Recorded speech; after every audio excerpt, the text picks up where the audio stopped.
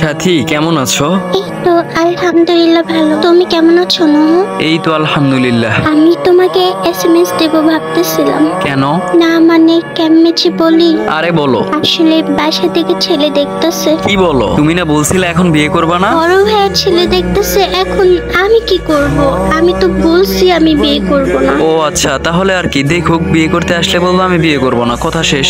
এইভাবে আর কতদিন নুহু? তুমি বলো, তুমি কিছু একটা করো। তুমি বলো 10 বছর দেরি করতে এতদিন কিভাবে সম্ভব? আমি এখনো বেকার, পড়াশোনা শেষ করতে পারিনি, তুমি তো সব দেখতেছই। এখন আমি বিয়ে করে তোমাকে খাওয়াবো কি বলো? 4 বছর হয়ে গেল আমাদের রিলেশন, এখনো কিচ্ছু করতে পারলাম না। আমি আর পারতেছি না এভাবে থাকতে। প্রতিদিন বাসা থেকে বিয়ের জন্য চাপ দেয়। দেখো, একটু বোঝার চেষ্টা করো। আমি তো তোমাকে রিলেশনে যাওয়ার আগেই বলছিলাম 10 বছরের আগে কিন্তু আমি বিয়ে করতে পারবো না। বলছিলা তখন তো বলছিলে কোনো সমস্যা নাই, আমি তোমার জন্য 10 বছরে ওয়েট করতে পারবো। তাহলে এখন কেন এমন করতেছো বলো? এখনো আমি 4টা বছর কিভাবে যে ম্যানেজ করছি সেটা শুধু আমিই জানি। আর শুধু তোমাকে পাওয়ার জন্য আমি কোনো ছেলে দেখতে আসলে তাদের সামনে পর্যন্ত যাই না, জানো? আমিও তো কম চেষ্টা করতেছি না, তাই না? তুমি ভালো করেই জানো আমার ফ্যামিলির ব্যাকগ্রাউন্ড সম্পর্কে। আমি বড় ছেলে, আমার পুরো ফ্যামিলি আমার উপরে নির্ভর করে। এখনো আমি বেকার, এর মধ্যে যদি আমি বিয়ে করি কি হবে ভাবতেছো? কিন্তু নুহু, তুমিও বোঝার চেষ্টা করো, আমি আর পারতেছি না। আমার ভাইয়াকে কত মিথ্যা কথা বলবো বলো? তাহলে এখন কি করতে চাচ্ছ বলো? তুমি কিছু না করলে এখন আমার বিয়ে হয়ে যাওয়া ছাড়া আর কিছুই করার নেই। তাহলে তাই করো।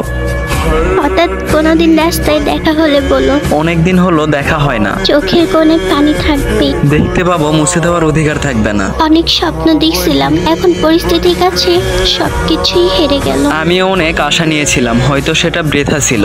এখন আর কিছুই করার নেই। সেম।